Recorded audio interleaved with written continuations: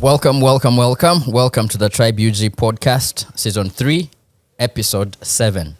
And my name is Paulo the writer, and today I am the captain of this ship. The real captain is back, and today he's taking the role of a guest because we have several milestones we need to celebrate, and being a pioneer in the industry and the sort of work he has done, we thought it best that today we host him as a guest. We interview him, get to know about the Kimani, get to know a lot of things about what he does and where he was last week. So, guys, what? Wow. Wow. Hi, guys. Welcome back to the podcast. Ian. Yeah. You sound like a new person. I love it. Damzi here. Episode 7, we're excited. And yeah, today Felix is the guest, so it's gonna be lit. The Count Markula in the building. What up? First of all, just special shout outs to Kimani, because she decided to give the man visa to check in. And yay to Ingire. Small. Actually, Felix, you're going to be married by force. I don't know. You realize that you're being set up for a forced marriage. I've put in a lot to sort of like build the brand of I'm available. With just one episode Ian ladies, how I cook, how I do how he puts fish on the ground. Ian has ruined it. The intro he did, guys, crop it out for me. That's the best I'm going to get from Ian. That's a nice thing he's ever going to say to you. No, the thing is, I'm happy for you. You know, the besides the incredible work you've done for the industry, I'm proud of you. You know, the Kimani, and it's just. Yeah, I'm proud of Ian. Yeah. Okay, let's continue. No, wait, I think I had too much coffee today. So, well, Felix, welcome to the Tribe UG podcast. Thank you for having me. Today you're here as a guest, and and I have a stand. Oh, and you have a stand. The parks of it. Do you guys understand how far he has come? I'm sorry. Well, we treat our guests well here. So next week you'll be back to default settings. Well, you have quite an interesting journey, and for most of our viewers, most of the people that watch this podcast know about you and the work you've done. But we have some of the newer viewers that may not necessarily know who you are and what you've done. The people who came with Damzi. Yeah. There's that new audience. You see a retweet and you're like, I don't know this one. Yeah. So Damzi's female friends. Hey, you man. You're getting married in a few months. Behave. When they say Kampala men are trash, this is. So Ian has checked in. The real Ian has now checked in. Okay. Yeah, but anyway, so tell us, who are you? What do you do? What are you? Why are you important? Why should people listen to you? I think, well, before Felix tells us who he is and what he has done, I think an important thing for us to mention is the Tribe UG made 10 years. Yes. You know, the Tribe UG made 10 years. And we are extremely proud and excited, and that's the reason why Felix is a guest today. And that's the reason why Ian is pretending to behave. Exactly. So we are. It's a milestone, and that's what we want to talk about today. So just to give everyone a preamble before we get into the conversation. Yeah, the Tribe UG made 10 years. You've made 10 days with Kimani. Just 10 over 10 all over the place. And she's a 10. Well, we have different opinions, but I mean, 10%. What? Yeah, she's 10, but no one said the scale stops on 10. So, but well, guys, I was behaving. Then you started this you're thing. You're the one.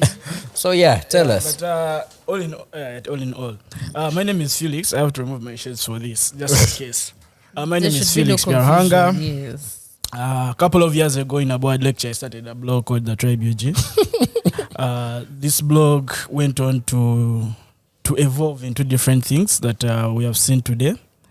From the blog, The blog got nominated twice for the Social Media Awards, Best Entertainment Website.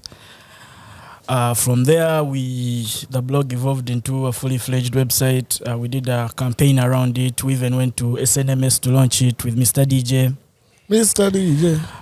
From there, we did the Hip Hop Awards for 4 years.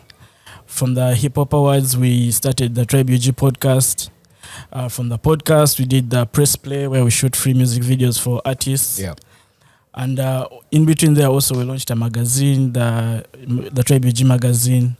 And now we are looking to launch, I think, an events division altogether that will be doing pretty much events, because we already do events, but now we want them in a sense that they stand on their own, and then also we get to do ticketing. Hey! Ticketing for events. Yeah, for events. Yeah, that's quite a journey. And that's how pretty much I would say it has been in a nutshell. Posey, how old are you? He's 20. And to do all those many things. I was going to say I'm legal. Been legal for a minute. What took you money? And to do all those many things, one of the things that supports that is you good people that send some money to 624404. That's 624404. Actually, one of our 624404 investors is in the building, so we are there trying to be on our on our best behavior because we are being watched. Testing grounds for a live audience. So if you want to be part of the live audience, Send some money. So, Felix, let's take it back to the beginning. Yeah. Because you see, you are in a board lecture. What So course? shout out to that lecturer. What course was this? Because computer science. The Tribe UG blog that was started when you started it back in the day. What was the thinking behind it? For those who don't know, what was it about? What was the interest? So back in the day, we used to have Facebook groups where I would like people who love Ugandan hip hop, because at that moment we had Hot 100, but then Hot 100 sort of like went down and they weren't playing as much Ugandan hip hop. So there was that need for a sense of belonging to a community. Yeah. Where we could discuss Ugandan hip hop. So that's where the Facebook groups came in. We had one called Patch Lines Only. I think it was started by Beitu Santos. I'm not sure. Then we had another one that was called Hip Hop Family. I think that was started by Cleo. Okay. So from the Facebook, of course, it's the internet. A lot of people come with different comments, different things. So in my mind, I was like, we need a space away where pretty much the entire industry is documented. So that's where the blog came from, because now I was looking at having a place where UG hip hop would be discussed, because even at that time, the blogs that were existing, they weren't discussing hip hop as much. If they did, they would only cover a Keko story, they would cover a Navio story. Okay. And there were a lot of talented guys, the Takas, the good fellas who were doing a lot of dope stuff. So I remember at that moment, I think I reached out to Enigma, and my initial plan was to start a blog with Ugandan hip hop lyrics. Okay. Because that was missing.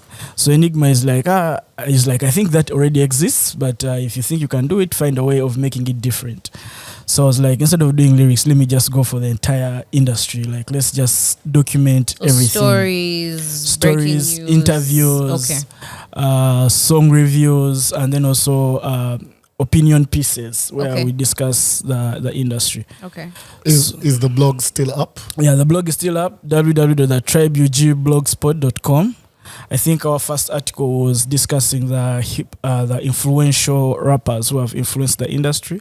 I figured that's the best place to start from. And if you check it out, I just listed. I never gave proper reasons, because I didn't know how people were going to respond. Hey, I thought you were saying I didn't know how to reason. What was the response? Actually, the response was dope, because the OGs at that time were sharing the article, and also in the back end, I could see the numbers going up. I was like, oh, cool. That means people are willing to read this. And the beauty about it was a Google platform, so I knew the numbers were real. Okay. So I was like, okay, let's do this. And we just continued after that. Okay. So just to understand, it's I remember those hip hop Facebook groups, because I used to be in the hip hop family as failed ex-rapper. So As a hater. As a failed so It's a long time of failure, but go on. no, I eventually chose the desk career, and it's paying off. I can afford my life. But, yeah. So because I remember, yes, back in the day there was in the groups there used to be. I would say the conversations were not controlled because anybody could just chip in and give whatever opinion they wanted. Was part of the motivation trying to actually organize the conversations, organize their opinions, and because on a blog you're going to read my opinion, you'll come and discuss it, but if it's a post and we're all discussing in the comments, we'll just fight. It wasn't really about that for me. Because one thing you have to understand about the internet, the fighting will always be there. Like guys, There's always going to be a guy asking for a guys small reason t-shirt. guys reason especially back then. like guys see things differently, so you expect different reasonings and different arguments here and there. But for me that wasn't really it. For me it was more of like you have the high people platform, you have the big I platform. Where is the platform for Ugandan hip hop? And then also I figured, like globally at that time, I think you had Hip Hop DX, you had The Source, you had Complex. So I was like, we need ours also, one that we can look at and we're like, yeah, this is it for us. So the blog comes about. So how does the blog evolve? From the blog, what happened? What did it evolve into? What was the next step after that? And also, was it the plan or it grew quickly and you're like, oh, now Kind of this grew faster than what you thought it would.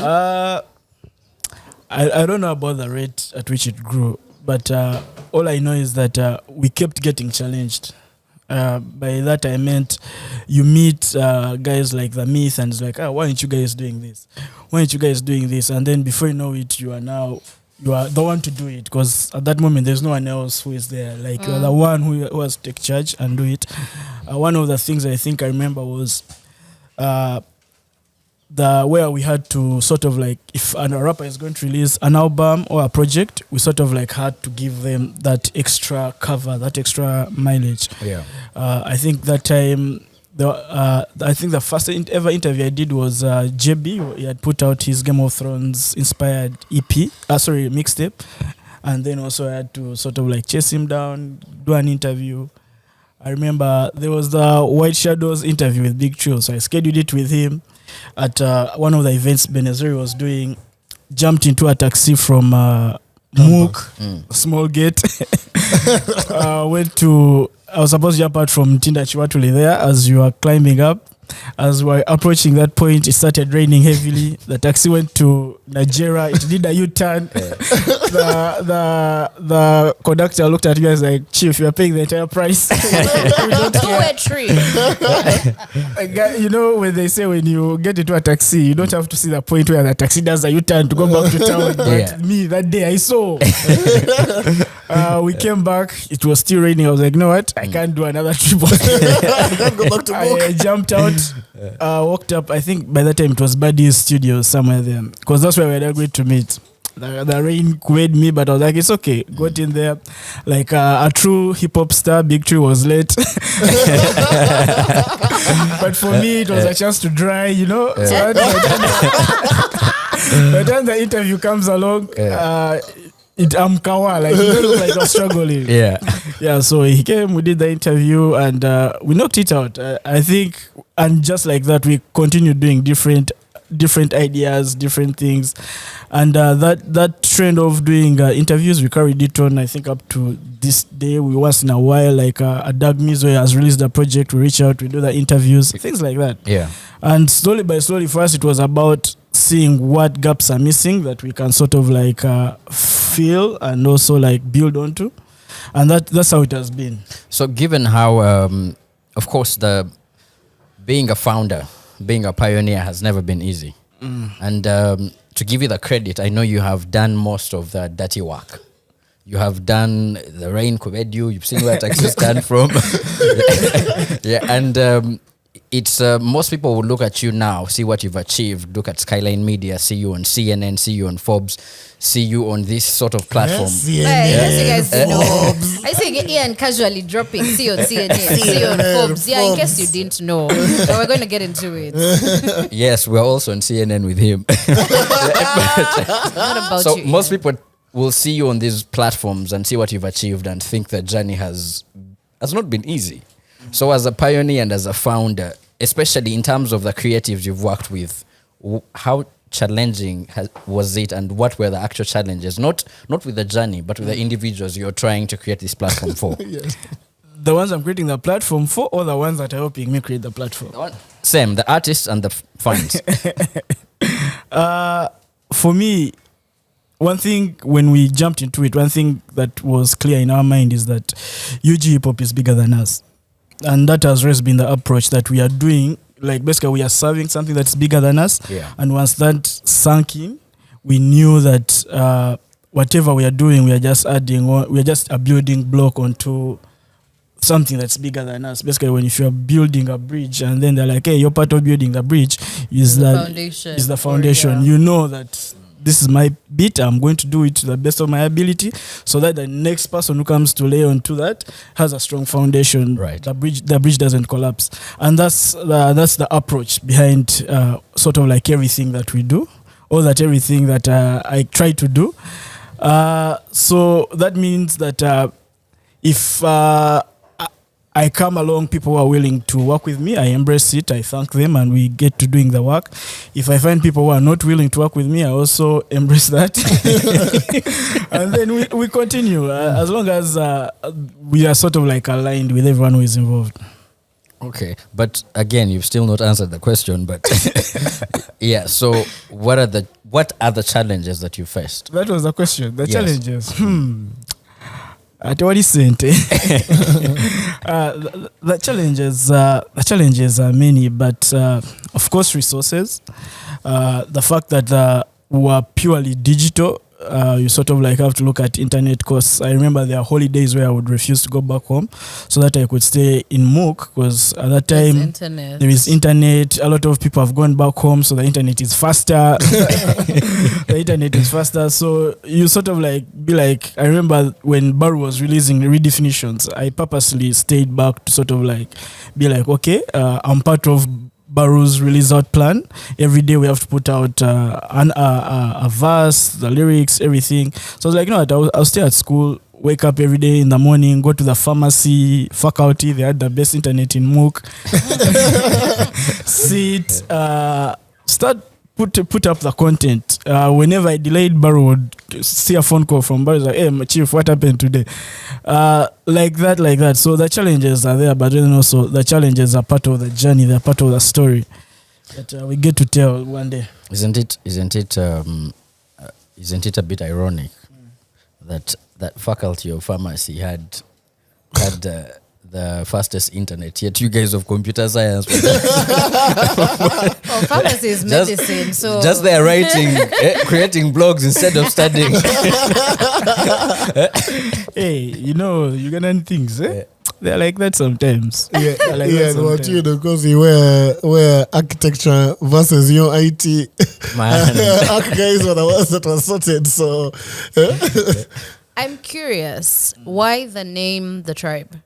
Where did that come from? Ooh, interesting. I remember when in high school we had a clique of sorts. So your tribe. So the clique ended up being called The Tribe. So when we left school and then we had built this thing and we were trying to figure out a name for it, you were like, okay, let's just call it The Tribe, because it made more sense at that time with the people I was working with to call it The Tribe. So we didn't. I wouldn't want to say no deep thought process. I don't want to lie that it was a deep thought very process. shallow, like, guys. yeah. It's very shallow. Just like it was The just Tribe. a word. And then along the way, I was like, you know what? Below The Tribe, let's put UG pop urban culture so that people know what it's about. You know, I feel like a fraud now. There's a time somebody asked me like, so you guys on the Tribe UG podcast, why The Tribe? So I'm like, you see, we're looking at building this industry. And to bridge the gap between guys in the West, guys in the North, everywhere, we want to form a tribe. A tribe of hip hop. I'm like, so we thought about it. We're like, if we want everyone to feel united and connected to this thing, for you, it just came out of nowhere. From all clays that we thought about, you were just out there spin. But you know what? Well done. Well done. And you know what's interesting? Someone from outside the country was coming in, and then he asked, "Hey, I'm going to Uganda. Who in hip hop do I have to meet?" They tell him, "Hey, look for the tribe. You have to meet the guys of the tribe." So when we met him, and he's like, "Yo, when they told me meet the tribe, I thought you were like 10, 15 niggas that I have to see." He's like, then I find out it's just you. I'm like, yeah. Yeah, you are tribe. It's like a That's how it works. So for the name, sort of like serve the purpose in the sense that because we are serving something bigger than us, so also the name will it really like does. Sort of like it really bigger does. than what we are doing. And it still does. It makes a lot of sense. Yeah. So the tribe UG, of course, eventually evolved into what from the corporate side many would know as Skyline Media. So for those that don't know about Skyline Media, maybe you could just give them a bit of a background what it does, because at the end of the day it still plugs into what the tribe UG does, and it offers so much more than just this podcast. And it's I feel like for people to understand how your creative process, they need to know how this kind of spinned off into Skyline Media. So when we're doing the tribe, we go to URSB to register the tribe, trying to make it, trying to legitimize it. So the URSB guy is like, you know what, we can't allow that name. So first of all, the directors, you are all Gambanogs, Gambanog type of people. They're like, we can't allow you to call it the tribe. It's like, you guys go come up with a different name and something like that. So as we're coming up with, I came up with different names here and there, and then I think I hit up Code. I'm like, I think I'm going to register this thing and I'm going to call it this name, then have the tribe under it. Code is like, nah, it can't work. So I remember Code hit me back and was like, hey, call it Skyline Media. Yeah. So I'm like, oh, perfect. So shout out Code. Yeah. Thank you. So we go register Skyline Media. As we are registering Skyline Media, the guy is like, Timothy was the able to crack director the is code. like, Sorry. Back to the code now. We talked about this last episode. sorry. The USB guy is like, there's already a Skyline Media. You guys have to add on to something. So we're like, at that time, I think we're trying to venture into artist management. Yeah. So we're like, Skyline Media and Management Limited. And it's like, that works. So we register it. And then the purpose of Skyline Media was sort of like execute whatever the tribe was doing, but legally on paper. Yeah. Sort of like, business arm. of like if you secure a sponsorship, you sign with Skyline Media. They say you guys are registered. So basically, we think we structured it in a way that the tribe now becomes a subsidiary of Skyline Media, and as we're executing certain projects, our paths crossed with Isaac Mulindwa, and it's like, I know guys think you guys are making money from this, but I know you are not. But my advice to you, do a spin-off of this project that you guys can now make money from. Yeah. He gave us an example of his company at that time. It's like, we are doing this because we did Palm Awards at some point and people thought we were making money from Palm Awards, but actually we created a spin-off that to show that the Palm Awards were sort of like showing that we can do this, so you can hire us for your companies.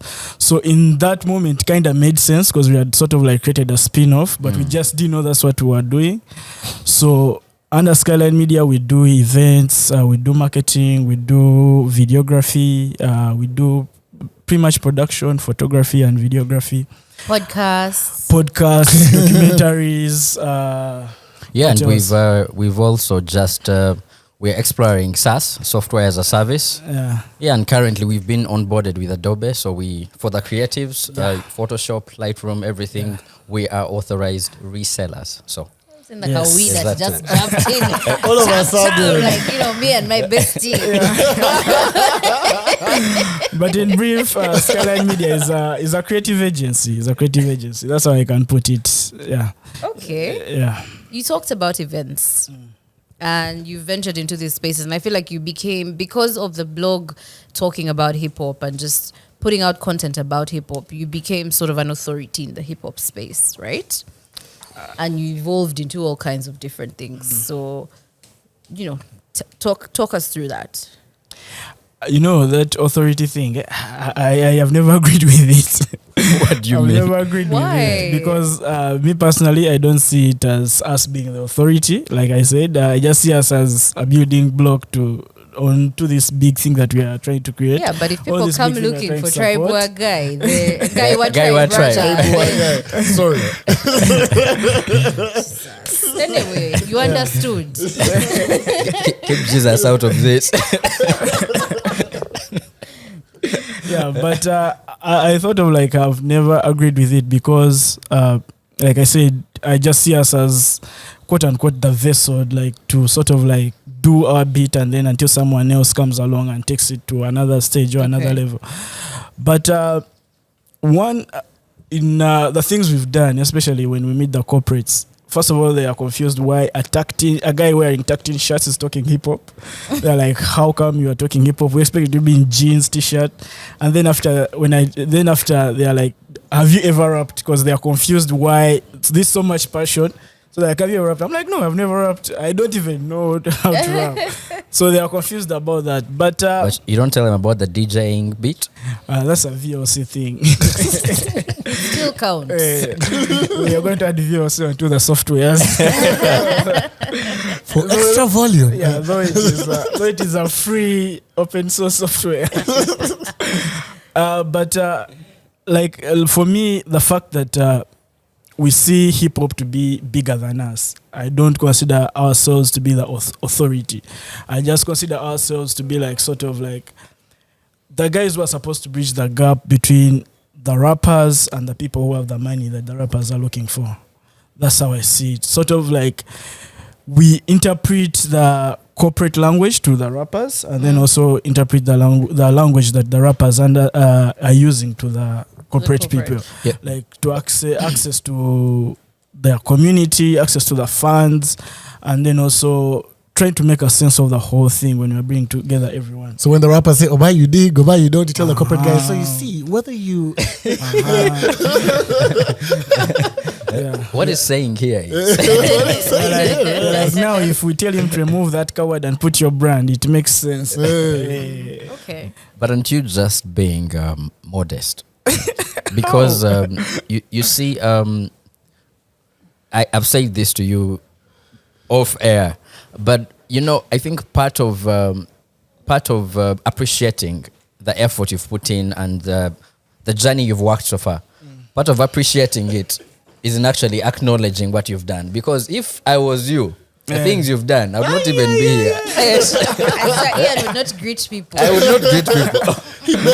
When I want to say, "Guy, what tribe?" Be like, "Just follow me, please."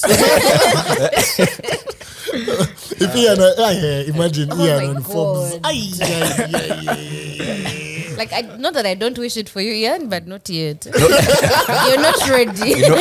I agree.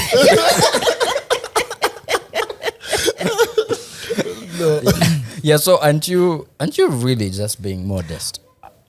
Not really.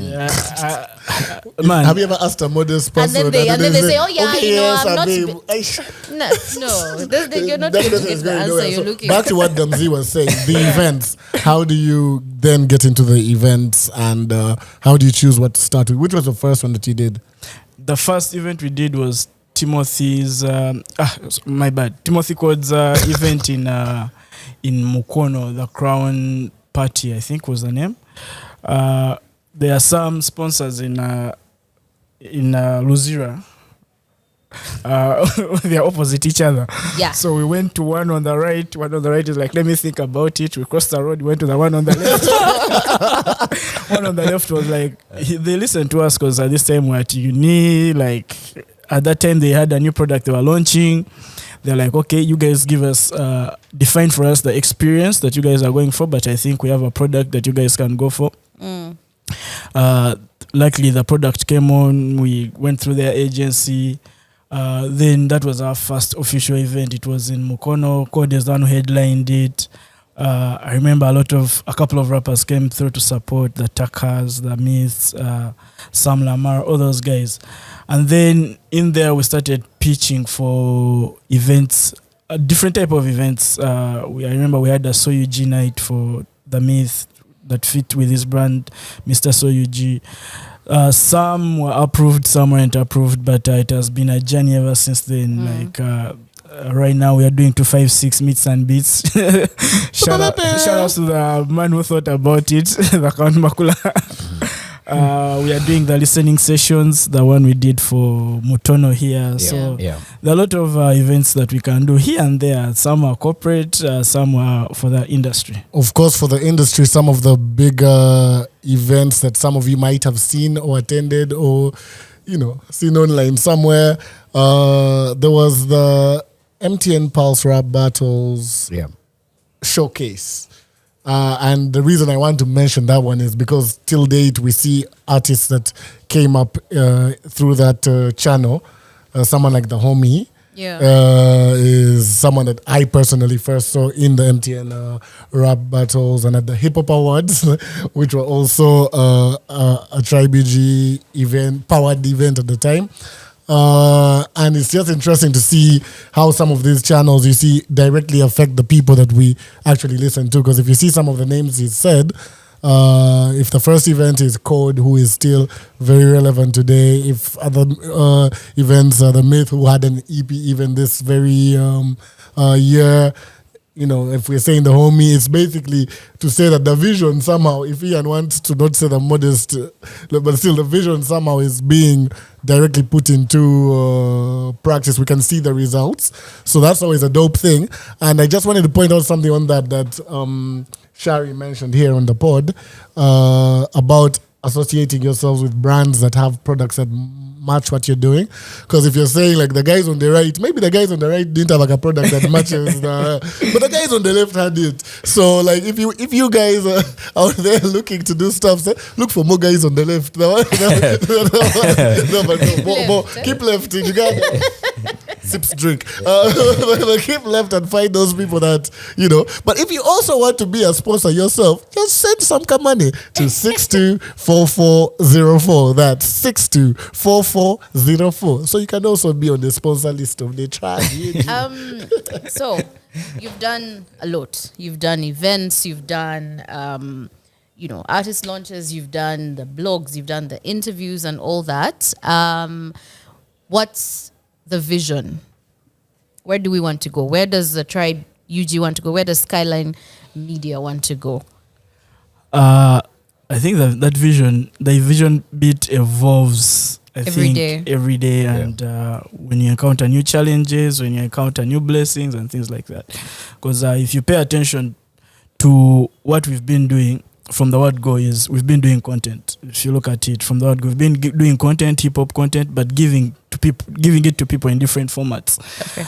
That can probably mean, let's first create an experience with 256 bits and beats. You attend the experience, but then after from that we have content, photos, video that then we can later share. So for us, the ultimate goal is to have a one centralized platform for Ugandan hip hop and urban music. That is the R&B, the dancehall that can accept us. But is to have a centralized place. So that means for us, where we are at now is we want to have an app that has our website, that has our podcast, that has our press play, that has also 24/7 TV and radio. Ah, nice. So all along, you guys on the podcast, you are interning. Wow. Interning for the radio. There goes Ian for calling out the modesty. Now see. Start working on my CV. Because most of the things we are executing currently right now, we talked about them a couple of years ago. Okay. It's just that sometimes we have to trust God's timing. We want something to happen and then it doesn't happen. We one episode with Naxa and the tribe is going to sort of. So, like, your timing may not align with the big man's. So, but the fact that we are executing the things we are talking about, for me, that shows me that things will happen eventually. Eventually, hip hop will get back to that place where they had its own radio. Eventually, to get back to that place where it gets its own TV station. I remember, which year was it? There was a TV station that we had was for sale. and we swung into action. To try and buy. I kid you not. But I think I don't But then know. you I failed don't know. like I don't know how Ian's to career. describe it. You know when you are sort of like have this energy to accomplish something. You don't know how you're going to do it, but you Yeah. know you have to do it somehow. Yeah. We went and we looked for monies. We talked to people. buy a TV. We did what? Like to buy this. Actually, we weren't buying the entire TV. We were buying this portion. This person was selling his portion. So we even consulted some big rappers at that time. We're like, what do you think? They're like, if you guys get it and hip hop has its own TV, it's going to be major. It's going to change the industry. And once the OGs endorsed the decision, We were like, we go. again there, like met people, drove to people's farms. The people, people with money, they go out of town. They go to their farms to chill. We went, we met people. That is why Eric is not here today. We shared our vision with them, and some saw it and some were willing to put money down. But like I think young people, we sort of like had overlooked certain things, and then when the money people looked at the things, they're like, this doesn't make sense. This doesn't make sense. So we can't go ahead with it. But yeah, that's in brief. That's the vision. This thing, like we are currently doing things that we wanted to do ages ago. So probably it's a blessing that we had to first get experience before we do them. Yeah, So do you feel like now in the era of the internet, the goal is more attainable? Because now you no longer... Has it become easier? Yeah, because you no longer exactly have to go and plead with WBS to buy their old equipment. The cost of production... Wow. The cost of production is no longer as... of course, it's a bit more sophisticated. Yeah. But I would say, I think it's easier now. What do you think? So a few years back, I got a chance to sort of like experience what TV station owners go through, and that is content production. On the outside looking in, content production looks easy, especially if you own equipment. So for us looking in, we're like, UBC has all the equipment, has all the human resource. Like, how come they're not doing this? How come they're not doing that? But fast forward, we own equipment and we are shooting the podcast. We are shooting the press play, and then things humble you. That guess what? Yeah. It's not as easy as you see it. And you see with TV, you have to have a lot of content, because if you don't have the content, people tune out. And on top of having a lot of content, it has to be compelling content for someone to stay watching. And I keep giving an example of Apple Music, Spotify. When they're running their adverts, they add that tagline, over 50 million songs. I'm like, they just don't add that for fun. It's to let you know that, guy, look, every 3 minutes you may run through a song, but we have more for you. We are adding more. So content, yes, on the outside looking in, the dream looks attainable. Yeah. But when you get into the driver's seat, things are different. You are seeing a pathway, you are seeing a pothole. Then it's not a pothole, it's a ditch. So, for yes, in certain aspects, it has simplified a lot of things, but then also in certain aspects, it has made things even more complex. And then beyond the production, you have to now look at the stakeholders. A UCC, now attaining a license is even more complex. And on top of that, it's even more expensive. So you look at it in a perspective like, throw this money at a license annually, but then the return on investment and all those things. But we are going to see how to bully it. Probably we shall operate illegally. He's joking. Until they shut us down. UCC. Yeah, but we'll see how to pull it off, because for us it will be a backwards kind of thing, digital first and then terrestrial. Okay. Yeah.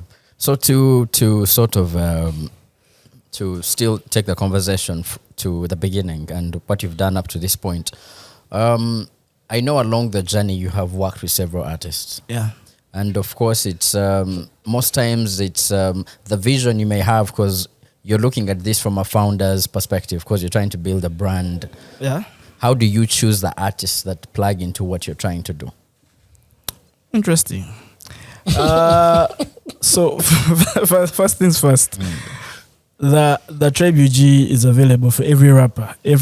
So it's a matter of you reaching out to us and telling us, hey, this is what I'm trying to do. You can reach out. Yes or no is the other side of the reaching out. You can reach out and tell us what you're trying to do. Of course, by the time you reach out, we expect you to have, how can I say it? Like there's some basics that you sort of like have fulfilled in a way. Yeah. For example, like us featuring you on our website, that is pretty much easy. Like if you reach out and your song has never featured on our, even if you're not our website, but our platforms like social media wise, things like that, then the conversation becomes tricky. Unless you're a new rapper and that's your first song. Then there, I can try to understand it. But then if you are new and if you have been around and then we've never interacted, that makes things tricky. But also for us, we sort of like sit back. Before it would be like, hey, Felix, I want to work with so to get in. But now there is you niggas. I can be like, hey, I want to work with rapper B. Mark is like, rapper B. There's rapper A here. Let's go with rapper A. Things like that. So things have changed. Like on certain aspects, I've had to relinquish control, like where the things go and who we get to work with. But speaking of, sorry to interrupt you. Speaking of Mark, so how do you choose the people you work with? The people I work with. Besides us, the interns. But anyway, The people I work with. So I remember there was a rapper. He's like, yo, you have to get Polo the right on board. He's a writer, blah, blah, blah. Like every minute they will be like, no, there's no reason why the tribe shouldn't have articles. Get all these people onto your platform. But me, like I have this thing where I let things play out in the sense of time and aligning themselves. Especially if you're within the industry, I kind of like be like, I now meet follow the writer eventually and then I'll articulate my vision with him and then we see if he buys into it or they don't buy into it. Now, with that being said, for you guys know the conversations. Yeah. I remember I'm going to start with Mark. I remember me and Mark, of course, there's this... The camera on Mark, he seems worried. He looks very worried. I'm just going to say the people we are working with and then you guys can see how and where, what I saw and what I chose, why I decided to choose, why I decided to work with them. Mark, me and Mark, let me see, how far do we go back? Because this man is like, you remember when in Brussels? I don't in Brussels. Was I there? So anyway, I may say yeah when he was in Brussels. But I remember Mark and our paths crossed because definitely I was working with the Myth and things like that. And of course, Bade stuff. But of course, as we discussed Bade stuff, some of the things we discussed were UG hip hop. And our phone calls would go on for hours, and we're discussing UG hip hop. Then I remember we are driving to Nyege Nyege. It's Mark, it's Liz. Is that time for the fish? No. This is aftermath. We're driving to Nyege Nyege, and the whole ride we are discussing UG hip hop and things like that. And then, of course, from conversations with Mark tells me, I know Ian, I know Paul the writer, the guy who wrote a Trey Songz review, got followed. It's not only Trey Songz, Drake, Lil Wayne. It's not your day. Things like that. So I used to write, oh my God. It's not your day. Yeah, so it goes back to that thing where I'm like, if you're within the industry, our paths will cross. So I knew like, Mark knows, and this thing will happen eventually. So when we came back, I remember telling Mark, hey Mark, you know what? Since you have so much jazz, why don't we do these a pod? conversations a lot? How about we do what? A podcast. Mark is like perfect. So it's like for me. What do you mean? For me at that moment it was Mark, it was Ian. For me at that moment it was Mark, it was Ian plus me. Those are what? Three people. Yeah. Mark is like, no, we have to get this guy called Les on board. Les we have to get him on board because of ABCD. I'm like, oh, it makes sense. And just like that. The podcast thing came to life because initially, from way back, again, it was we had a WhatsApp group. Me, Code, Haggai, and Josh SB. I'm like, guys, we have a lot of great industry conversations. How about we put these conversations on out there so people know them? At that time, convincing people to do a podcast, especially active rappers, they're like, nah, we don't see it. So when you guys came along, I was like, perfect, this thing has to happen. Since Ian was a failed rapper, and I didn't fail, I retired. So did you ever start? Oh my God. Oh my God. And then Damzi came as a guest and spoke her existence. No, let him tell my story. Don't tell you. My bad. So fast forward to the Damzi situation. Season Now, 2. the Damzi situation, the way I saw it is this way. So at that time, Liz wasn't available as we want him to be available. Wasn't being available as we wanted him to be available. So we again a certain producer by the time Nasa had also joined the podcast. He cornered me, is like, we have to, since we are coming back for season 3, we have to figure out the situation. It can't be someone's around, someone's not around. I'm like, hey, by the way, I had this idea of Damzi joining us officially. Yeah. Because at the end of the day, it's Damzi. If you can stand Mark, that means you can survive. That means you can survive with the rest of us. And I don't mean that in a bad way. No, you mean it in a bad way. I mean it. We want violence. I mean it in a good way, in the sense that Mark will corner you for like, he doesn't care where you are, where you're in the bar. He will corner you for like a good 50 minutes. I've cornered people in the bar. And then after he's like, okay, now let's go vibe. But I'm like, it's like, okay, if you can stand Mark's cornering, that means you can stand as the rest of us. And of course, when I hit up Mark was like, that's a no-brainer. If Damzi is available, she will do it. And then eventually the Damzi situation happened. We redesigned artworks, trailers, what. But for me, right on cue. But for me, one of the things I've gotten from the tribe altogether, like beyond anything else, is people. Yeah. People, and that I don't take for granted, because man, people will come through for you in different ways and formats that you never knew. Like all of you guys, you've contributed to the growth in different ways. Guys, listen, we want to hear this again. Man, we are here paying attention. This is growth to the tribe, and then also growth to me personally. Yeah. So people have been the biggest aspect of the tribe. Do you know the most fascinating thing about the way you choose people? Mark can talk for days. Yeah. So I really want to appreciate you It's not about for giving him a platform to talk. It's true. Let me tell you, True. you're not the only one. Mark can call you. It's the middle of a work day. You're like 5 seconds. Before you know it, you've missed lunch.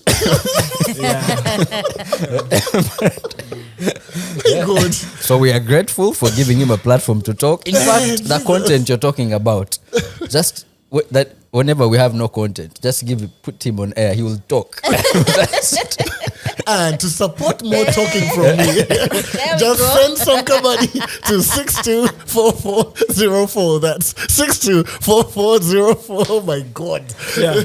But in brief, that's how it is. Yeah. So of course, people, those that pay attention might have heard us talk about the Tribe Network. And it's when we were doing artwork for last season, we had even those who producer chairs with the Tribe Network artwork. And of course, several people have been asking people have been curious to know, because what we're doing is... These people, they're not asking me. They ask you. There's a 4-person corner. There's a 4-person. Ian is a corner. No, you see, you're doing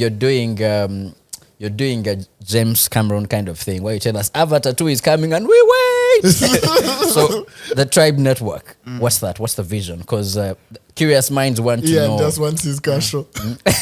No, the Tribe Network is pretty much what I described earlier. Us having a TV, a radio, and all these other platforms. For example, like the magazine. We want to bring back the magazine. A few days ago, the guy who did the earlier magazine, Saidi Stana, Shah Saidi, he came to office and we had a chat. We want to bring that back. We want the podcasters to continue, the press plays have to continue. So all that is like a network of things that now the Tribe Network we just house. You're not here last week. You missed. Damzi wants to do a podcast. Damzi. What was it? Damzi After Dark. Yeah, it's going to be. So you already have content. Spin off. I will fight. What has Mark done? I'm going to fight. I'll be a producer on that one, waiting for Damzi's friends to come through. They introduce Kimani, your man returned and is wilding already. and Damzi introduces me. Oh, this is our producer. We don't need us on that one. Jesus. I'll be like, yeah, I'm the producer, and I'll be there for After Dark hours. Wow. But yeah, that's the Tribe Network. I don't know we crossed from that to this, but yeah. I don't know how we shall figure that out. So earlier on, there's something you mentioned. I know the initial thought process and the heart of the tribe is really UG hip hop, but there's also a side of just urban UG music, you know? Because for me, I feel like this network, this platform should be open to not just hip hop. I know hip hop is the heart of it, but for people in kind of the urban space, I mean, maybe talk a little bit about that, just so they can know. I mean, I don't want people to watch this or listen to this and be like, they said hip hop and just walk away, you know? Yeah. So if you look at hip hop, there's a lot of collaborations that happen with other artists from other genres. Yeah. And so we understood that we can't exist without collaborating with other people. So that's why the urban culture is also part of the tagline, because now that gave us from sort of like tap into other genres. It may not be genres per se, it might be events, it might be comedy, it might be anything really that speaks to the urban culture in a sense of a Ugandan setting. DJ. The urban lifestyle. Yeah. The urban lifestyle. Dance. So yeah, it could probably be a restaurant like Nihati, like things like that. Hey. So the urban culture is something we are really passionate about. If you look at the people who are up here with me, especially like a Mark. Yeah. Have you ever met Mark without when he's not wearing a cape? Nope. The guy is urban style. Jesus. Cap and sneakers. I don't think Mark owns a pair of dress up shoes. Yeah, and he has been. What did you Jesus. do? What did you wear on your sister's wedding? Wow. He might have put on sneakers, by the way. And if you look at hip hop in general globally, you kind of see that hip hop influences the urban lifestyle. Right. That people like Speaking of are part of. dressing and things like that, these Tribe UG podcast shirts that you're wearing that we don't have. Is it after You're our still an internship? intern. Exactly, you're Internship. still- You're still an Hey, intern. sorry. After the Those are internship. employee benefits. These were prototypes. Can we also And I prototype? couldn't let you guys go with prototype stuff. We're still figuring it out. You take a t-shirt and when you wash it doesn't go pale. It stays. So once we figure out that part, we shall then roll out Suffer To the design. intern. to everyone. To to everyone. Yeah. So now you see when you're telling the story of how you eventually had to register Skyline Media and management. You said at the time you're trying to get into artist management. Of course, we know over the years, we may know or not know, but we know over the years it's something you've been doing as well. Yo. So when you say artist management, what's that? What is artist management? Artist managing. He's had- I may want to make a comeback. So No, don't. No, we said artist. Anyway, You know how like they interviewed that catch up as like you was a manager. Pretty much that's Boozer Felix. that's the role that you wanted to play at that time. yeah, but what's that? What does that entail? Pretty much means managing an artist in terms of a brand, a company. Because one thing we've always fought that we think, personally, I think we said it on the Basa episode, is Yes, that you we did. believe artists are small media companies, small agencies. Yeah. So our role is to come in and manage that we believe, that we see that an artist can eventually be. And then also for us, it was more about sort of like filling in the gap that was in the industry, like I said earlier. Because if you see, a lot of talented managers are on the other side of the industry, Right. quote unquote, the Chidandali side. So for us, it was about, if we can play that role for a couple of rappers, maybe eventually, we can also do it for other guys, and then also probably train someone that can take it on. If look at the artists we are currently working with, especially those who have approached us for management, we tell them that we are not going to be 100% committed. Yeah. But what we can do is that we advise you to get someone on board. Yeah. Whom we can sort of like pass on whatever we've More learned, like a consultant. what we've learned, what we've found, what we've discovered, and then those can now execute on your behalf. So us, we will be this side guiding, and then you guys will be this side reading the directions. So your guy is just driving, take you to where you're going. Skyline Media and Management Consultants. Okay. Actually, I don't know if there are some that you can maybe to give people a clearer picture. I can't name drop, but yeah. Yeah, that's what I was going to say. I'm going to say if there are any examples of maybe ideas that you've shared that are open for, because I know there are those that are those behind us NDA but I'm saying if there are any of those that have been executed that are, let me say, that people can look at as an example, because I'm sure there are some that really can be. So one generic management. No, things, like directions that you gave. Maybe there's some. I'm sure some. So we are passionate about new artists because we believe them not only being the future, we believe there's something new they're bringing to the industry. Yeah. So we like working with new artists. So the guys we've worked with Sean Main, his latest EP, we sort of like informed the rollout, where we told him to sit down with people in his circle, let them tell, he had a heartbreak EP, and we're like, hey, sit down with people, let them tell their side of their story, make them part of this thing you're trying to put out. And for us, the fact there was feedback on his timeline saying, they've never seen something like this, showed that it's working. We did the Mutono prolific chats with DJ Sal. Shouts DJ Sal. For us, again, this goes back to 1 a.m. phone calls with Mark that are 1 hour plus long. We are trying because we are trying to figure out what we can do for Mutono in terms of his EP release, trying to make it different. There's something I just wanted to confirm. Step 1, get Damsey on. they last week we realized Mark doesn't stay home. So this 1 a.m. phone calls is at a bar. Is where people in the background.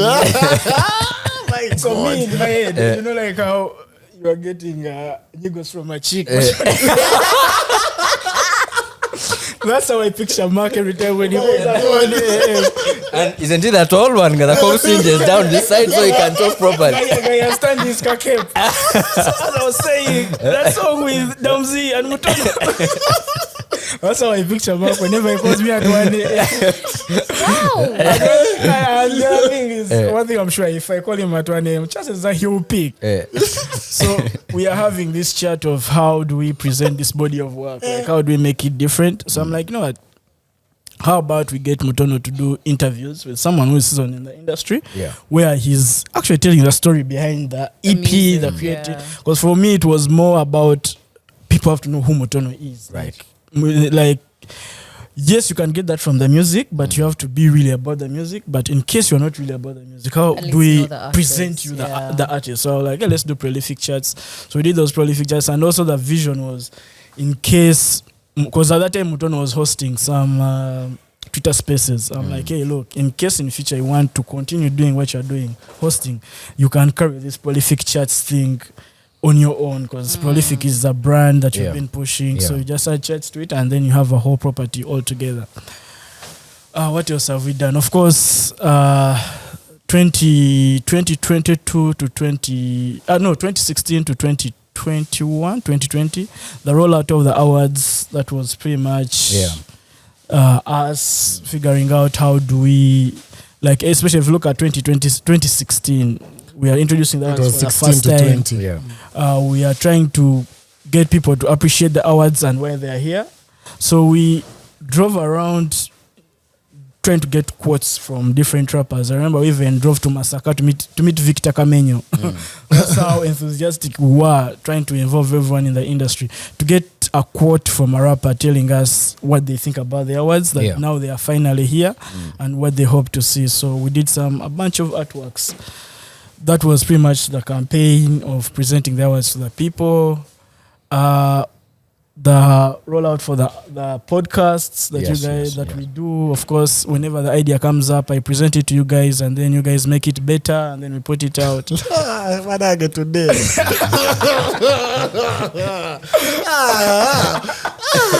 People are just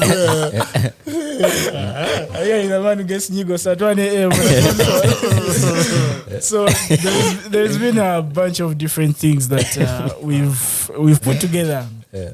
Because I'm passionate, at some extent, I'm passionate about marketing music. Yeah. So thinking of ideas to present something is where I come alive. And the distribution arm of what Skyline does? Yeah, so again, trying to fill the gaps into the industry, we came upon distributing music, making music available on digital platforms. Yeah.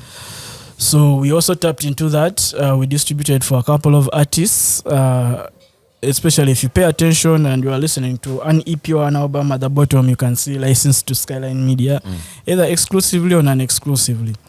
So from distributing, then we are like, we can look at it from a broader perspective where we get to license content. So that means the caller tunes you hear, licensing songs to telecoms, licensing content like comedians, the skits, the stand-up comedians, the stories they tell on stage. What else? The tribe press play that we are doing, and then also this podcast itself. Because what we are trying to do in the back end is for it to reach as many people as it can reach. So that means us putting it beyond YouTube. So, speaking of content and all that, you're talking about comedians and podcasts and all that stuff. I want to pitch you a reality show about Mark's life. Mark's life. my God. Because these 2 a.m. Nigos is, I feel like there's content there. These people are ruining my brand. Me, the innocent Mayanja. I don't even know what you're talking about. The bachelor life of Kampala. What? You know, last week his landlord sent us money. That's the concept. We even got a title for it. My God. Did you not say? The count. We got another title for it. Now we just need cameramen to follow him.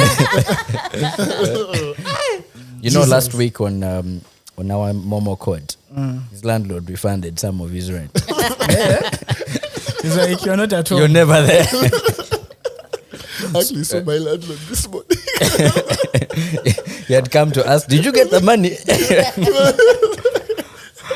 So, Felix, so besides, let's take it away from the music and the serious stuff. Yeah. How was Blankets and Wine?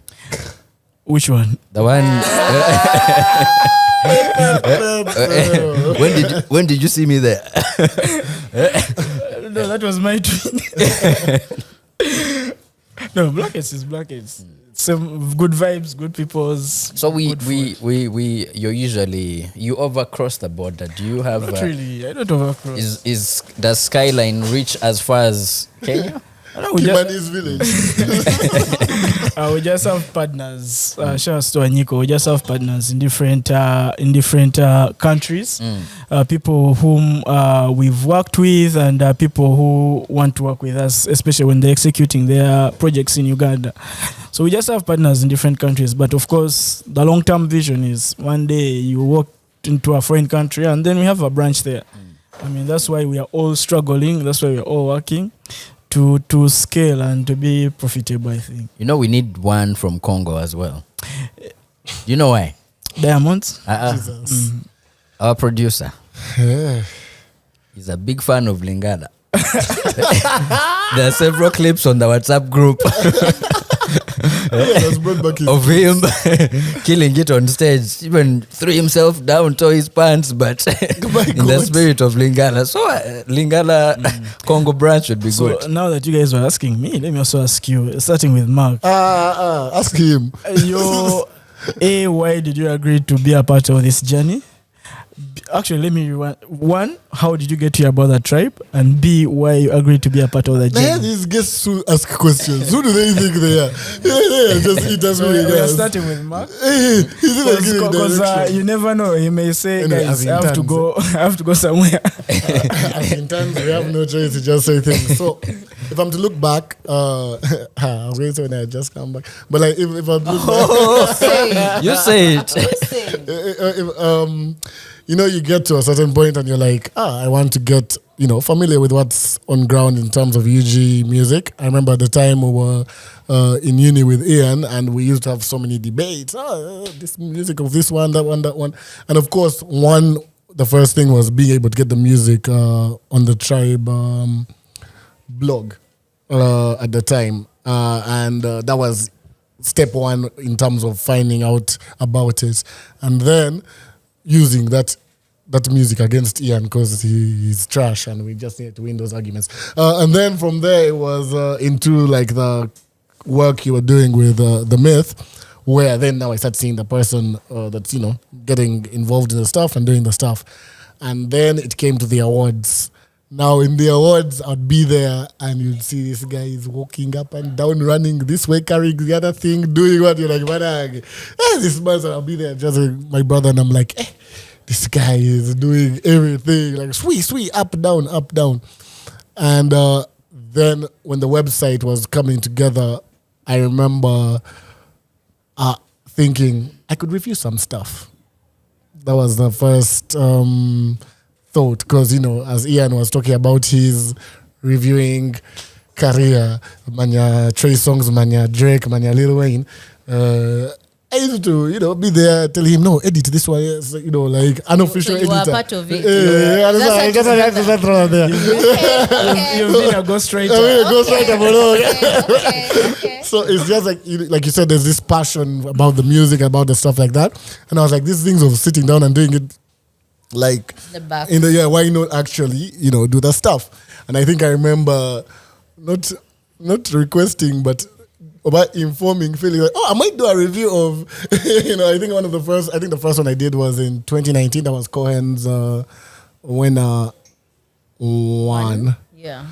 I think, yes. But and then the second was Magdalene, Baru, and Precious. So I think I did those two early on. And then 2020, lockdown. I remember that's when, having done that nyege that he talked about before, 2020 lockdown, we brought back the call from that nyege. I called not for 1 hour like these people have been saying, but For 2 hours. I call one person first, talk to Felix, then call Les, then call Ian, then have a call with all of them. So like, are we going to do this thing? Are we going to do this thing? And then, of course, early 2021, there it is. So, yeah, I believe that was the journey of it. Hey, Damzi, Why did I agree? how did you get here about the tribe, and how did you get to agree to being a part of How did I get this? to hear about the tribe? I think I used to see the tribe a lot because I know quite a number of people that have been within the industry, are within the industry. So we were in the I've featured same on so many of their circles. songs. Shut up. We were in the same circles basically. So it was not hard for me to know about the tribe, but also like I am very passionate about music. Yeah. And that's kind of my jam. And so a lot of the times you guys would have conversations, and then Mark would come back and we have the conversation. Then we refine the idea together. Then And he then he comes brings back it and then back he to brings us. it back here. Kumbe it So was you. technically, I was already in that thing for a very long time. So then you guys hosted me on the show and on the podcast, and that was so much fun. Like that was a lot of fun. I enjoyed it. I felt like It was the best episode ever. Shut up. I felt like I had stuff that I could share. I had opinions that I could share that I thought might be useful. And so then I wished it into existence, and now I'm here. Now we are here.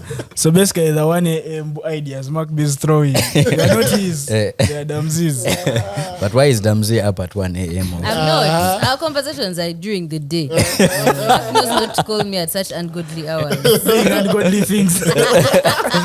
For your podcast. So you guys are the 1 a.m. calls me. Decent hours is me. where we refine. Me, even after 6:30.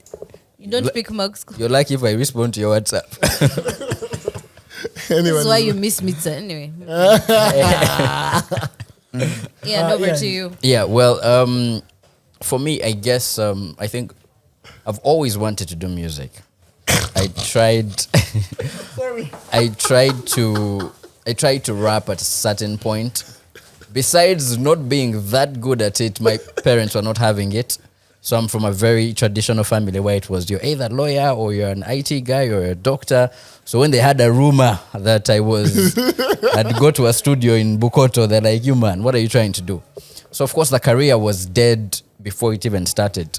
Yeah. And so I tried to keep doing stuff. So I remember a time I did a review of Destination Africa on my blog, and when I published it, it got the right attention, and then got to the right people, and then got like an email. I was offered some gigs. So I used to review music. But then somehow that was not enough for me. And then, because at uni, we used to argue a lot about music with Mark. Oh, Ben is better than Taka. No, they're the same. Hey, blah, blah, blah, blah. So we realized we talk too much about music. What can we actually do, like with all this useless information in argument? So around the time, that's when Mark used to tell me about, oh, this guy of the tribe, oh, Felix. And the way he would say it as if I knew you. I didn't even know you. He's like, so I was talking to Felix. I'm like, who's Felix?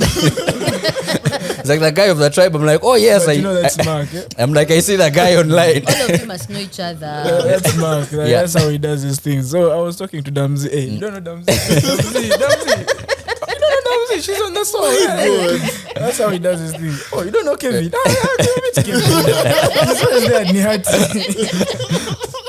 So eventually, I remember even before the whole podcast, I used to ask Mark, I'm like, but we need to do something about all this useless music information we have between ourselves. So when he told me you guys were cooking up a podcast, I'm like, yeah, it makes sense. We can jump on a pod and do it. And of course, also from a business angle, I was looking at this guy. He has this blog about music. He does the awards. I'm like, this is somebody I could learn from. So when I got the opportunity to work with you on the Tribe UG podcast and all of that, I'm like, yeah, sure, let me learn from this Forbes guy. And thanks to you, I was also on CNN. So I guess the plan worked out. Yeah, but it was more about we share the same vision and let's do this thing together. So here I am, and the rest is history. 10 years now. Hassan doesn't have a mic, but would have also told us his version.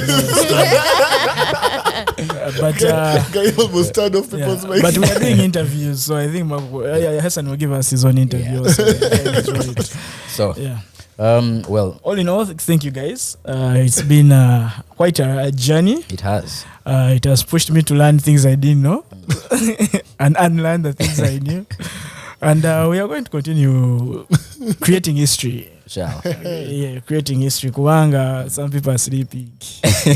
And some people are messing up. And also, thank you for not asking me about that project. Okay. Yeah, and you're being nice. Continue. Don't drop it now. Over to you, Damzi. Guys, I'd like to say this is the nicest Ian has ever been. Actually, the nicest Felix and Ian have ever been to each other. I am so confused. I didn't know a day would come that I would see that. So yeah, and also Mark has been quieter than usual. So that's also new. That's also new. Okay, so just to end the episode on a light note, we're going to get back to our pointless existential questions that I always ask that lead us to get to know each other a little better. Yes. At least now we know Ian and I are the petty people in the group. Heavily petty. Yes, even Felix just wasn't here, but anywho. Okay, so couple of questions here. Would you rather have everything on your phone right now, browsing history, photos, etc., made public to anyone who searches your name, or never use a cell phone again? Never use a cell phone again. Oh my good Lord. Wow. That is quick. Ian? No, I think I don't mind. People can have a look. Really? Yeah. Okay. People can have a look. Yeah. Because there's nothing I've Googled that none of you I'm not even worried about what's it called? About browsing Instagram or what. But I have very serious conversations. All those conversations you're telling alternative stories. Yeah? And getting alternative photos. Jesus.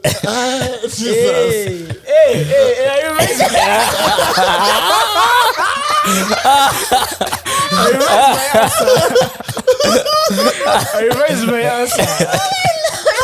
I know that about other stakeholders in my phone. Other stakeholders in my phone. It's not you, it's me. It's not me, it's you. I give up a cell phone, I go to post office and start sending letters back and forth. No, for me, at this particular moment of my life, people can have a look. Now. Interesting. Now. But before. I feel like that's just a confidence answer. Sort of like have Mama Luca confident that nothing is going on. But yeah. I'm a very stand-up guy. I mean, by the time I inspired you to get Kimani. Stand-up comedian just... I kind of miss the landline, so I'd be happy to go back to using the landline. There was no doubt what your answer would be. The landline taught me my first lesson in privacy. So we had 2 landline phones, one in the living room and one in my parents' bedroom. So one of their friends calls, and my mom was in the bedroom, so she picked up. So me being an idiot, I picked the one in the what? In the living room. And I think my heavy breathing snitched on me.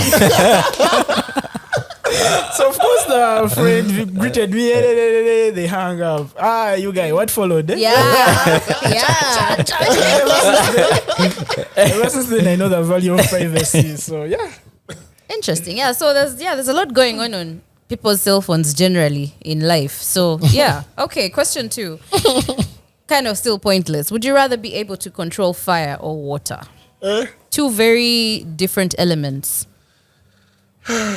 Water. Why water?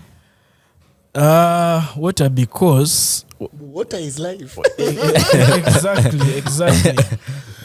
And when you look at the way life is going, fresh water is going to be a big problem in the coming years. I don't want peace. So, with that being said, I want guys to be at my mercy when they are thirsty. Not that kind of thirsty. They are thirsty. There goes the modesty. Yeah, water. Ian, fire, water. Water, because I have phobia for water. Okay. Yeah. Mark. Fire. Why fire? Because every conversation you have is fire. I am fire. No, but fire because fire. I don't know how to explain it. Okay, first of all, water. I look at it and I'm like, I mean, I'm already a Pisces. You're already a what? A Pisces. In case you are wondering, Cobbs Inge out there, he's a Pisces. Go on. No, but I mean, I can swim, I can do it. I'm like, that's all good. Fire is so out, it's so different. It opens options that you just be like, but fire, ban them. It's not just a phrase. Yeah, but you has no enemies. Would you want to ban? If Damsi said fire, I would understand. Ban that person. She doesn't want to give 100K. I think water. Because when I compare the 2, fire can't do nothing to water, but water can put out fire. You get water is, and also a large percentage of the world is water. You get the oceans, the seas, the what. So I think being able to control water is a flex. Yeah, there's that free transport also if you can control water. You also get to be a real life Aquaman or Aquawoman. That's not the goal. I mean, but yeah. Okay, so last question. Would you rather, maybe one more. Would you rather know when you are going to die or how you are going to die? You can't change either. All you're going to do is know. When? Why when? Because I feel like you can prepare. But you'll be killed by a border, the anxiety whenever you see a border. But when you have enough time to prepare that day, apologize to your enemies, meet some people. Anyway, the ones who hate you, where you've wronged it's okay. them. That's on you. No, when. That's on you. That's a you problem. For me, it's when, not how. Because how, the anxiety of how. Yeah. When or how? When. I'd rather know when than how. why are you dying in the first place? When or how? Oh. You see, the how, yeah, it is about not finding you in a compromising position. You don't want to die in a compromising position. But you can't change it. Yeah. Then when the when now you don't get to enjoy. No, you do. 2 weeks You know left, when- 2 days left, 4 hours left. No, I rather know the how. Eh. It's like you're allergic to something, but you don't know. So you stay away from it. No, you don't stay away from it. You can test it, but if you don't know when it's going to kill you, you continue. You see, I think Ian's answer is important about that anxiety thing, because imagine you find out that the how is, let's say, in your sleep. Imagine every single night as you go to bed, the Bye, thoughts. guys. But if you understand, today. but if when, I feel like when has more, because like you said, you can't change it anyway. So find out the how. What is that going to do? Even if you find out it's a compromising position, it's still going to be that way. So the when becomes the answer. When, so That's that you true. can maximize. If you say you won't enjoy, if anything, you might over enjoy, all because you know that not today. That's true. I think I would go with when as well, because it's not really time to prepare, but you can do everything before the time comes, and such you go out knowing I did it all. I lived that one life. Yeah. Okay, so final question. The real final. The real one now. If there was a crime, okay, so you look at different crimes, murder, assault, I don't know what, Yeah. What is the one crime that you would most likely be found guilty of? The one that you know you're prone to. Like, I can give you my answer. Me, it will definitely be arson, you guys. Every time I'm around fire, I swear to God, every time I'm around fire, like, it's so exciting. When I start lighting up bukandos, burning things. So I think it would be very easy for me to be convicted of arson. What? Yeah. We are here with a psycho. He said, are there candles in the house? Keep them far. I don't want to say an answer that they will use against me in future. I think I know what you're going to say. But me, there will be a bullion van involved. Okay. A bullion van involved, I think. That's a hypotheticals, people. Okay? Don't judge us. These are all very hypothetical. Ian. I think also me to probably be Cybercrime. not cyber crime per se, but I wouldn't want to maybe Yeah, corruption of nepotism per se. like I'm the type, every time there's an opportunity, I want to position my people.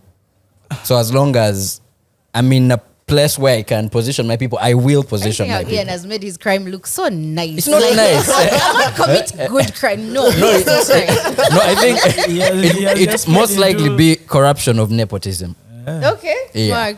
I'll be in the same getaway as Felix. To be a joint effort. We are looking for that bullion. And if you want to prevent the crime, send some company to 624404. That's 624404. Well, I guess that's the end of the episode. Yep. Mr. Felix Byaruhanga, thank you for Honoring our invite. yes and being the guest today. Damzi, thank you for being Damzi. Did you guys notice? Always a pleasure. Did Mark, you guys notice Ian wore That's like when they're on back. They're on back. Okay. He might miss out. Mark, yes, Mark. I was going to say, did you guys notice Ian wore like about that guy who has made some money and he's taking his family out? Like on a Sunday where he doesn't have to work. Sirio, Niku Mazi no ku beach. Okay. And On Well- that note, on that note, till next time, thank don't you forget guys. to subscribe.